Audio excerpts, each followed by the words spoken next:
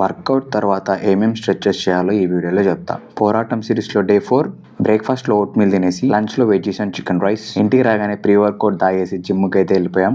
ఈ రోజు మనం బ్యాక్, బైసిప్ అండ్ రియర్ డెల్ట్ ని ట్రైన్ చేయబోతున్నాం. వర్కౌట్ కి ముందు మొబిలిటీ అండ్ వార్మప్ ఎంత ఇంపార్టెంటో, వర్కౌట్ తర్వాత స్ట్రెచింగ్ కూడా అంతే ఇంపార్టెంట్. ఫస్ట్ వచ్చేసి క్యాట్ అండ్ కౌ, దీని వల్ల మనకి స్పైన్ ఫ్లెక్సిబిలిటీ అనేది ఇంప్రూవ్ అవుతుంది. నెక్స్ట్ వచ్చేసి చైల్డ్ పోజ్, ఇందులో మనం lats, lower back and hips ని స్ట్రెచ్ చేస్తాం.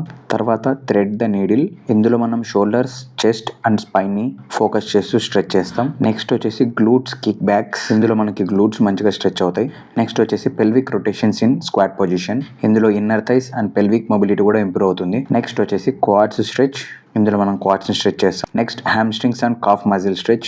నెక్స్ట్ వచ్చేసి పీజియన్ స్ట్రెచ్, ఇందులో మనం హిప్ అండ్ గ్లూట్స్ ని టార్గెట్ చేస్తాం.